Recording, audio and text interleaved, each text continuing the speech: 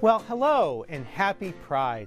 I am Admiral Rachel Levine, and I am proud to be the Assistant Secretary for Health at the United States Department of Health and Human Services and the head of the United States Public Health Service Commission Corps.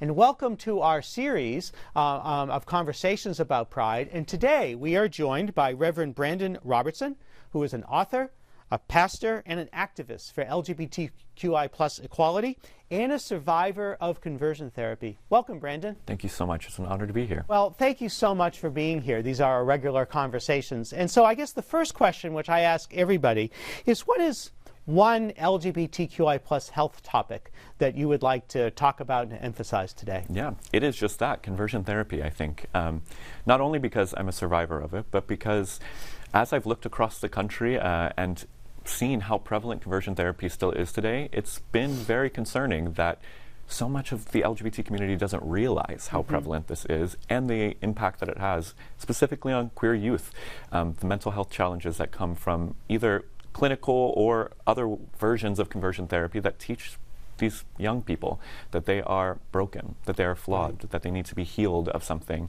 instead of being able to grow up celebrating their uniqueness and their diversity, which I believe is a gift from God. And that's who they are, yes, right? And so this conversion therapy, you know, we know is so damaging. And we were talking before, and you've been courageous to share your own story about surviving conversion therapy. And can you tell us about that story? Yeah, I mean, essentially, I grew up in a conservative religious environment and was studying to be a pastor in college. And it was when I was there in Chicago studying to be a pastor that I really began to wrestle with my own faith and sexuality, which is something that so many queer people find themselves wrestling with.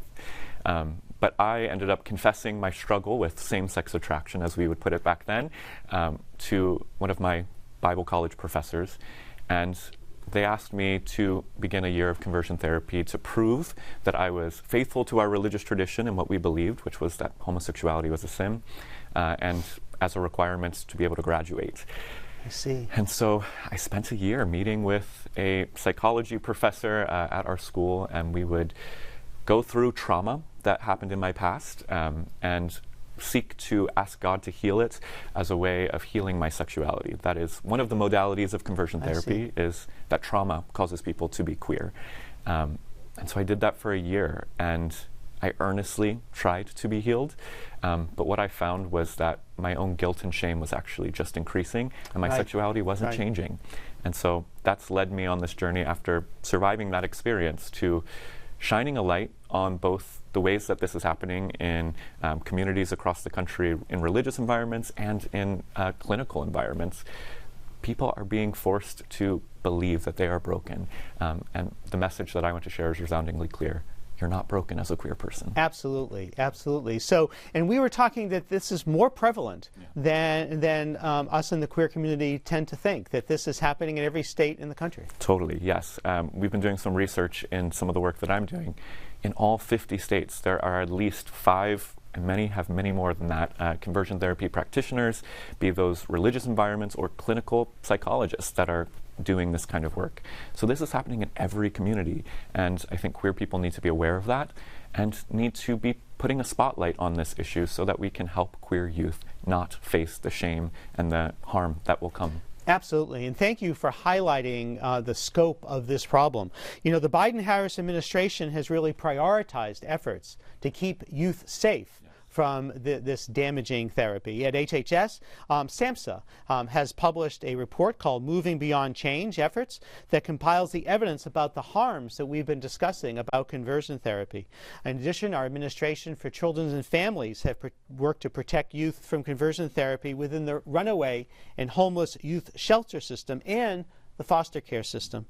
How can we work together with faith communities to promote family acceptance of LGBTQI plus youth and to safeguard youth from this harmful practice? Yeah, I think there are 2 answers to that question. One, I think conversion therapy is first and foremost an education issue. Most people have heard the word, don't really know what it means, don't know how it's practiced or where it's practiced. And so faith communities that are affirming of LGBT people can work with the government and also LGBT community centers in their community to shine a spotlight and help people understand what is conversion therapy, where is it being practiced, and how can you spot it and help prevent LGBT youth from being forced into these places that are causing them such great harm. I also think that highlighting the fact that every mainline Christian denomination in the country, which is my tradition, is now affirming of LGBT people. Right. Most religious traditions in our country are moving towards acceptance and affirmation. That's not to brush over the fact that there's a lot of non-inclusive religion in our country, but change is happening. And I think if progressive, inclusive communities of faith can work with their local governments and with the federal government to educate, to empower, and again, to shine a spotlight on this issue, I think so much transformation can happen.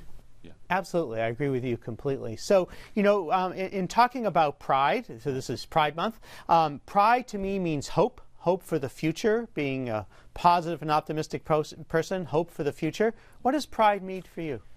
I think first and foremost, it's a celebration of the contributions that queer people have been making since the very beginning of our country to our nation and continue to make.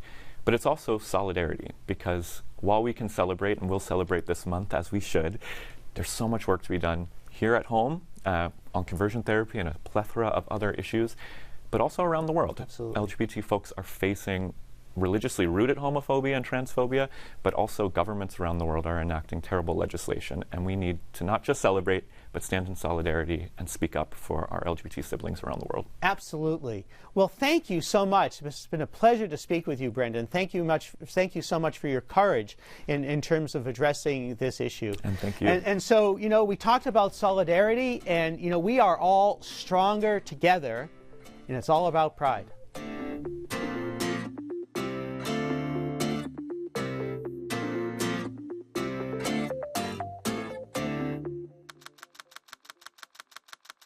Produced by the U.S. Department of Health and Human Services.